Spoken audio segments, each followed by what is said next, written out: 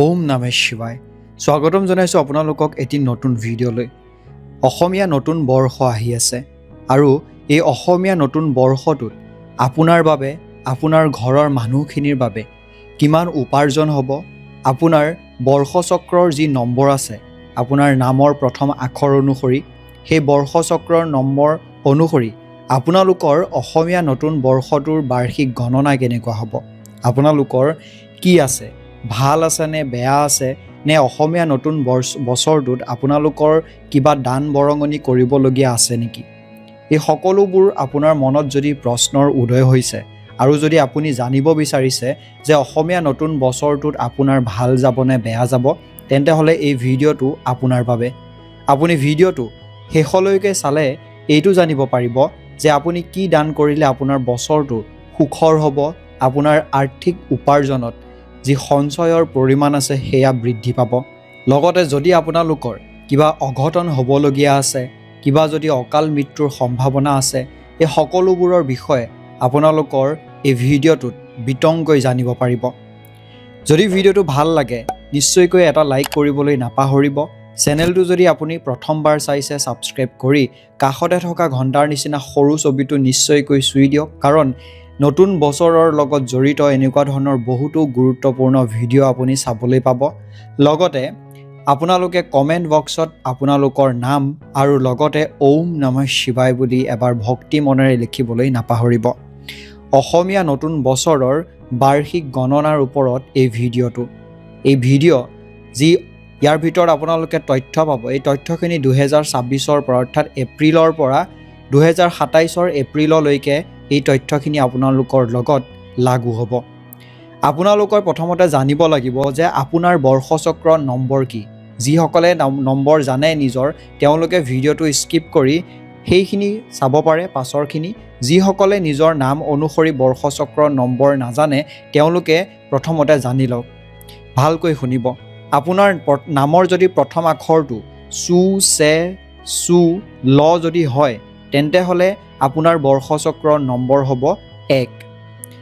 যিসকলৰ নাম লি, লু, লে, লু স্ক্ৰীণত দেখিবলৈ পোৱা যদি কিবা দি আৰম্ভ হৈছে তেন্তে আপোনাৰ বৰ্ষচক্ৰৰ নম্বৰ হ'ব 2। যদি আপোনাৰ নাম অ, আ, হুঁচই বা হুঁচৌ দি যদি আৰম্ভ হৈছে তেন্তে হ'লে আপোনাৰ বৰ্ষচক্ৰৰ নম্বৰ হ'ব 3। যদি আপোনাৰ নাম উ, ব, বি, বুৰে যদি আৰম্ভ হৈছে তেন্তে হ'লে আপোনালোকৰ বৰ্ষচক্ৰৰ নম্বৰ হ'ব 4। যিসকলৰ নাম বে, বু, ক, কিৰে যদি আৰম্ভ হৈছে তেওঁলোকৰ বৰ্ষচক্ৰৰ নম্বৰ হ'ব 5। আপোনাৰ নাম যদি কু, ঘ, উঙ বা দ্বিতীয় চ যদি হৈছে তেন্তে হ'লে আপোনাৰ বৰ্ষচক্ৰৰ নম্বৰ হ'ব 6। যদি আপোনাৰ নাম কে, কু, হ, হিৰে আৰম্ভ হৈছে তেন্তে হ'লে আপোনাৰ বৰ্ষচক্ৰৰ নম্বৰ হ'ব 7। যিসকলৰ নাম হয়ু, হু, হে, হু বা মধনীয়া দৰে আৰম্ভ হৈছে তেওঁলোকৰ বৰ্ষচক্ৰৰ নম্বৰ হ'ব 8। যদি আপোনাৰ নাম দি, দু, দে, দুৰে আৰম্ভ হৈছে তেনেহ'লে আপোনাৰ বৰ্ষচক্ৰৰ নম্বৰ হ'ব 9। যিসকলৰ নাম ম, মি, মু, মেৰে আৰম্ভ হৈছে তেওঁলোকৰ বৰ্ষচক্ৰৰ নম্বৰ হ'ব 10। যিসকলৰ নাম মু, ত, তু, দিৰে আৰম্ভ হৈছে তেন্তে হ'লে আপোনালোকৰ বৰ্ষচক্ৰৰ নম্বৰ হ'ব 11। যদি আপোনাৰ নাম তে, তু আৰু প, পিৰে আৰম্ভ হৈছে তেন্তে হ'লে আপোনাৰ বৰ্ষচক্ৰৰ নম্বৰ হ'ব 12। যদি আপোনাৰ নাম পু, মধনীয়া শ, মধনীয়া ন আৰু মধনীয়া থৰে আৰম্ভ হৈছে তেন্তে হ'লে আপোনাৰ বৰ্ষচক্ৰৰ নম্বৰ হ'ব 13। যদি আপোনাৰ নাম পে, পু আৰু ৰ, ৰিৰে আৰম্ভ হৈছে তেন্তে হ'লে আপোনালোকৰ বৰ্ষচক্ৰৰ নম্বৰ হ'ব 14। যদি আপোনাৰ নাম ৰয়ু, ৰু, ৰে, ৰু আৰু তৰে আৰম্ভ হৈছে আপোনাৰ বৰ্ষচক্ৰৰ নম্বৰ হ'ব 15। যদি আপোনাৰ নাম টি, টু, তে, তুৰে আৰম্ভ হৈছে তেন্তে হ'লে আপোনাৰ বৰ্ষচক্ৰৰ নম্বৰ হ'ব 16। যদি আপোনাৰ নাম দন্তীয়া ন, নি, নু আৰু নে এইকেইটাৰে যদি আৰম্ভ হৈছে তেন্তে হ'লে আপোনাৰ বৰ্ষচক্ৰৰ নম্বৰ হ'ব 17। যিসকলৰ নাম নু, জ, জি, জুৰে আৰম্ভ হৈছে তেওঁলোকৰ বৰ্ষচক্ৰৰ নম্বৰ হ'ব 18। যিসকলৰ নাম জে জু ভ ভিৰে আৰম্ভ হৈছে তেওঁলোকৰ বৰ্ষচক্ৰৰ নম্বৰ হ'ব 19। যিসকলৰ নাম ভু ধ ফৰ ধয়ে ৰে আৰম্ভ হৈছে তেওঁলোকৰ বৰ্ষচক্ৰৰ নম্বৰ হ'ব 20।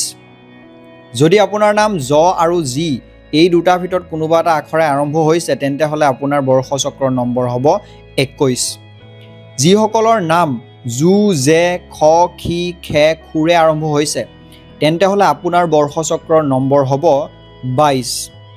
যিসকলৰ নাম গ গি গয়ু গু গেৰে আৰম্ভ হৈছে তেওঁলোকৰ বৰ্ষচক্ৰৰ নম্বৰ হ'ব 23। যিসকলৰ নাম গু স সি হয়ু সুৰে আৰম্ভ হৈছে তেওঁলোকৰ নাম হ'ব 24। যিসকলৰ নাম হে হু দ ডিৰে আৰম্ভ হৈছে তেওঁলোকৰ নম্বৰ হ'ব বৰ্ষচক্ৰৰ নম্বৰ 25।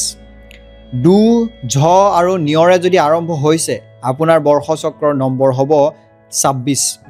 যদি আপোনাৰ নাম ডে ডু চ চিৰে আৰম্ভ হৈছে তেন্তে হ'লে আপোনাৰ বৰ্ষচক্ৰৰ নম্বৰ হ'ব 27। এয়া আছিলে আপোনাৰ নামৰ অনুসৰি বৰ্ষচক্ৰৰ নম্বৰ।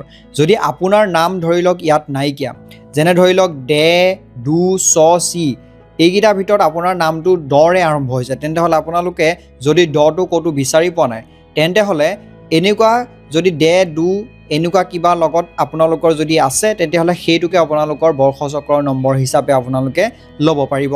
এতিয়া জানিলে যে বৰ্ষচক্ৰৰ নম্বৰ আপোনালোকৰ কি, এই নম্বৰটো মনত ৰাখিব কাৰণ প্ৰতি বছৰে আপোনালোকৰ কামত আহিব। এই নম্বৰ কেতিয়াও সলনি নহয়। যেতিয়ালৈকে আপোনাৰ নাম এইটো থাকিব তেতিয়ালৈকে বৰ্ষচক্ৰৰ নম্বৰ একেই হৈ থাকিব।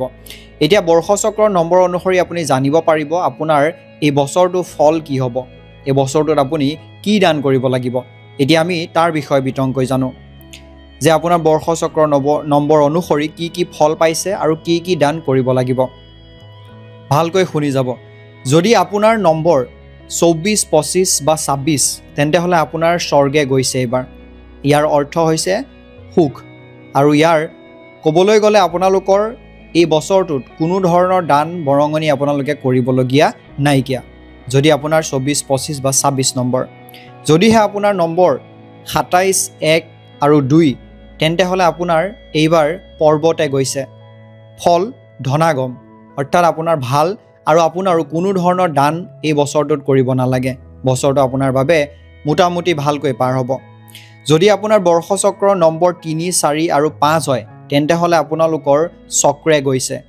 চক্ৰে ফল হৈছে আপোনালোকৰ দৰিদ্ৰতা অৰ্থাৎ আপোনালোকৰ এই বছৰটো অকণমান বেয়া দেখিবলৈ পাব। তাৰ কাৰণে আপোনালোকে এই বছৰটোত ছাতি দান কৰিব লাগিব।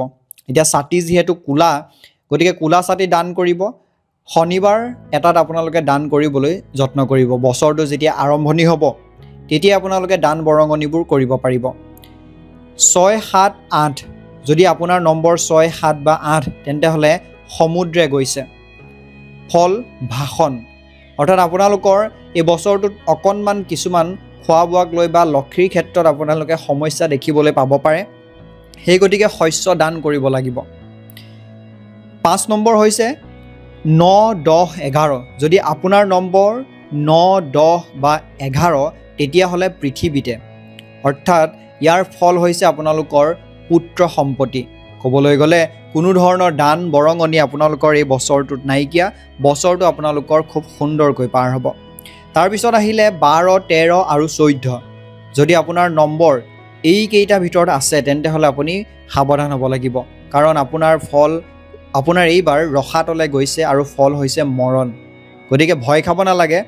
আপোনালোকৰ হয়তো এই বছৰটোত বহুতো সমস্যা বা চেলেঞ্জ আপোনালোকে দেখিবলৈ পাব পাৰে। তাৰ কাৰণে আপোনালোকে বছৰটোৰ আৰম্ভণিতে ঘিউ, তামোল পাণ, সোণ আৰু কলহ এটাত সম্পূৰ্ণকৈ চাউল, দালি এনেকুৱা ধৰণৰ পূৰ্ণ পাত্ৰৰ ভোজনী এটা দান কৰিব লাগে।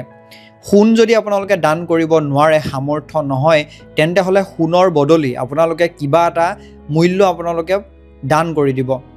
যিমানটো পাৰে মূল্য এটা দান কৰি দিব আৰু এইখিনি আপোনালোকে বছৰৰ আৰম্ভণিতে কৰিব লাগিব। যেতিয়া বহাগ মাহ সোমাব পাৰিলে প্ৰথম কেইদিনতে কোনো দুখীয়া বা তেনেকুৱা মানুহক দান কৰি দিবলৈ নাপাহৰিব। ইয়াৰ পিছত আহিলে 15, 16 আৰু 17 যদি আপোনাৰ নম্বৰ 15, 16, 17 সংখ্যে ফল মহতি লক্ষ্মী অৰ্থাৎ কোনো ধৰণৰ দান বৰঙণি নাই, বছৰটো আপোনাৰ ভালেই পাৰ হ'ব। তাৰপিছত আহিলে 18, 19, 20। 18, 19, 20 সকলৰ গগনে গৈছে, ফল হৈছে মানভঞ্জন। আপোনালোকৰ বছৰটোত সাৱধান হ'ব লাগিব, মান সন্মানত হয়তো আঘাত হানিব পাৰে আপোনালোকৰ। সেইকাৰণে বছৰৰ আৰম্ভণিতে ৰূপ, সোণ, তাম আৰু বস্ত্ৰ দান কৰিব। ৰূপ, সোণ, তাম যদি আপোনালোকে দিব নোৱাৰে, তাৰ বিপৰীতে মূল্য দি দিব পাৰে, অৰ্থাৎ ৰূপৰ বদলি মূল্য দিলে, সোণৰ বদলি কিবা এটা মূল্য দিলে, তেনেকুৱাকৈ দান কৰি দিব পাৰে। দান কৰাৰ সময়ত ভালকৈ নীতি নিয়ম মানি দান কৰিবলৈ যত্ন কৰিব। যদি আপোনাৰ নম্বৰ 21, 22 আৰু 23 হয়, তেন্তে হ'লে ক্ৰুৰে গৈছে, ফল হ'ব সৰ্বসুখ, কোনো ধৰণৰ দান বৰঙণি নাইকিয়া। আপোনালোকে গম পালে যে আপোনালোকৰ বৰ্ষচক্ৰৰ নম্বৰ অনুসৰি কেনেকুৱা। যদি আপোনালোকৰ দান বৰঙণি আছে, এই বস্তুটোক আপোনালোকে কেতিয়াও সহজত নল'ব যে একো নহয় বুলি। খুব সুন্দৰকৈ সেই সকলোবোৰ নিয়ম নীতি মানি আপোনালোকে দান বৰঙণিবোৰ বছৰৰ আৰম্ভণিতেই কৰি দিবলৈ চেষ্টা কৰিব। তেতিয়া গোটেই বছৰটো আপোনালোকৰ শুভ প্ৰতিফলন দেখিবলৈ পাব। এতিয়া জানো আহক আপোনালোকৰ বছৰটোত আয় ব্যয়ৰ বিষয়ে, কিমান গুণ আয় হ'ব আৰু কিমান গুণ আপোনালোকৰ ব্যয় হ'ব। আপোনাৰ ৰাশি যদি মেঘ হয়, তেন্তে হ'লে 5 গুণ আয়, 1 গুণ ব্যয় আৰু 4 গুণ স্থিতি। অৰ্থাৎ সহজভাৱে যদি বুজাবলৈ যাওঁ, যদি আপোনাৰ গোটেই বছৰটোত 5 টকা এটা উপাৰ্জন হয়, তেন্তে হ'লে আপুনি 1 টকা খৰচ কৰিব পাৰিব আৰু 4 টকা আপুনি পইচা সাঁচিব পাৰিব। বহুতে পইচা বহুত ঘটে, কিন্তু সেই উপাৰ্জন কৰা পইচাটো বছৰটো শেষলৈকে হাতত ৰাখিবগৈ নোৱাৰে, পইচাটো খৰচ হৈ যায়, কিবা নহয় কিবা কাৰণত খৰচ হৈ যায়। গতিকে আপোনাৰ সেইখিনি ক্ষেত্ৰত এই বছৰটো ভাল, আপুনি যিমানটো উপাৰ্জন কৰিব তাৰ তুলনাত আপুনি খৰচটো কম কৰিব পাৰিব আৰু সঞ্চয় কৰিব পাৰিব। তেনেকৈ 20 ৰাশিৰ 2 গুণ আয়, 2 গুণ ব্যয় আৰু 0 স্থিতি, অৰ্থাৎ আপুনি এই বছৰটোত পইচা হাতত ৰাখিবলৈ অৰ্থাৎ সাঁচিব নোৱাৰিবগৈ। মিথুন 8 গুণ আয়, 1 গুণ ব্যয় আৰু 7 গুণ স্থিতি, অৰ্থাৎ বহুতে ভাল। কৰ্কট ৰাশিৰ লোকসকলৰ 2 গুণ আয়, 1 গুণ ব্যয় আৰু 1 গুণ স্থিতি। সিংহ ৰাশিৰটো আৰু ভাল, কাৰণ সিংহ ৰাশিৰ 11 গুণ আয়, 0 ব্যয় আৰু 11 গুণ স্থিতি, অৰ্থাৎ আপোনালোকৰ গোটেই বছৰটোত যিমান উপাৰ্জন কৰিব তাৰ বহুত বেছি আপোনালোকে সাঁচিব পাৰিব। যদি চেষ্টা কৰে নিশ্চয়কৈ সাঁচিব পাৰিব। কন্যা যিসকল আছে, কন্যা ৰাশিৰ ব্যক্তিসকলৰ 8 গুণ আয়, 1 গুণ ব্যয়, 7 গুণ স্থিতি। তুলা ৰাশিৰ ব্যক্তিসকলৰ 2 গুণ আয়, 2 গুণ ব্যয় আৰু স্থিতি তেওঁলোকৰ 0 হ'ব এই বছৰত। বৃশ্চিক ৰাশিৰ ব্যক্তিসকলৰ 5 গুণ আয়, 1 গুণ ব্যয় আৰু 4 গুণ স্থিতি। ধনু ৰাশিসকলৰ 11 গুণ আয়, 1 গুণ ব্যয় আৰু 10 গুণ স্থিতি আছে। মকৰ ৰাশিসকলৰ 5 গুণ আয়, 2 গুণ ব্যয়, 3 গুণ স্থিতি।